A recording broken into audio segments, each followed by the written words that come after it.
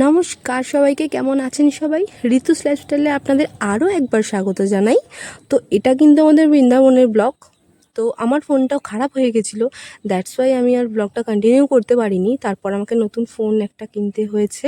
তো তাতে সব কিছু সেট আপ করে নতুন করে চ্যানেল ঠিকঠাক করে ভেস্টেজ তারপরে আবার আমি ব্লগটা বানাচ্ছি। তো যাই হোক, এখানে আমরা সকালবেলা বেরিয়েছি। সকালবেলা গেছিলাম গোকুল বর্ষানা। তো ওখানে ভিডিওটা করেছি অল্প, আগের ব্লগে আপনারা দেখতে পাবেন।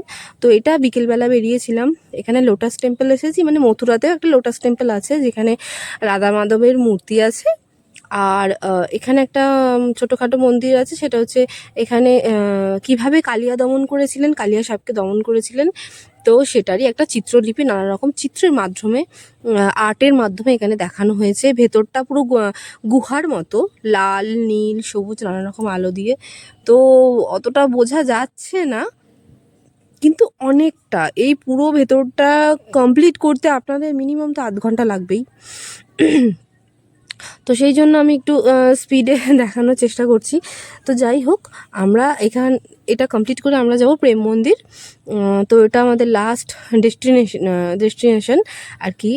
তো সবার একটা ডিম্যান্ডিং জায়গা, মানে সবার খুব এটা নিয়ে দাবি ছিল যে না, প্রেম মন্দির তো যাবই। আর প্রেম মন্দিরের সম্পর্কে আপনারা তো শুনেই থাকবেন। তো ওটা খুবই বিখ্যাত একটা মন্দির। আর এটা আমাদের হচ্ছে রাখির আগের দিন। তো দ্যাটস ওয়াই কী হয়েছে, প্রচণ্ড পরিমাণে ভিড় আমরা প্রত্যেকটাতেই পেয়েছি।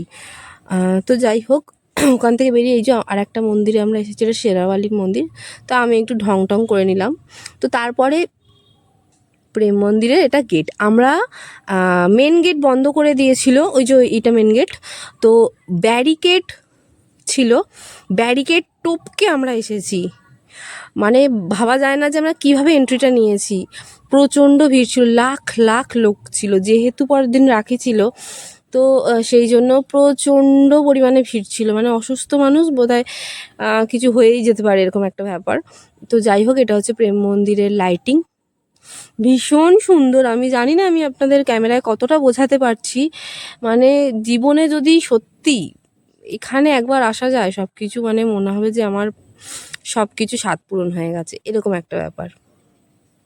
তো আপনাদের আমি বলবো, আপনারা কোথাও যান না যান, যারা ঘুরতে ভালোবাসেন, যারা ভগবান শ্রীকৃষ্ণকে যারা মন থেকে ডাকেন, সত্যি একবার না একবার বৃন্দাবন মথুরায় আসুন।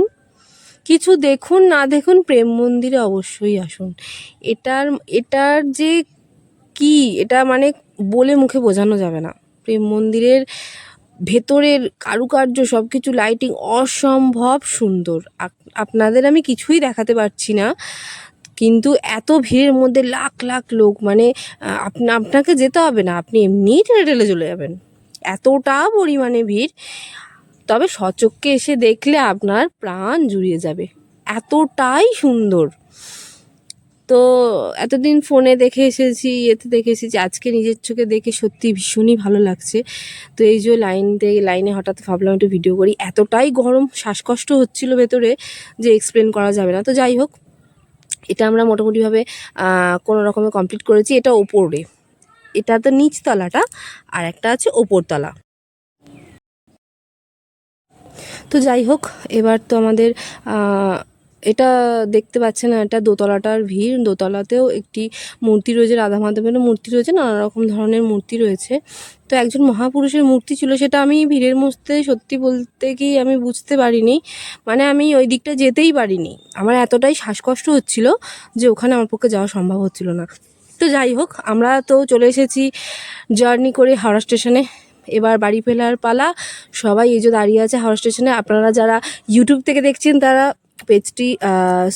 চ্যানেলটি সাবস্ক্রাইব করে দেবেন, আর যারা ফেসবুক থেকে দেখছেন তারা পেজটি ফলো করে দেবেন।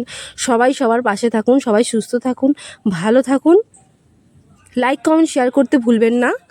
আর ভিডিওটা ভালো লাগলে অবশ্যই একটা লাইক করবেন। Ta-ta, by.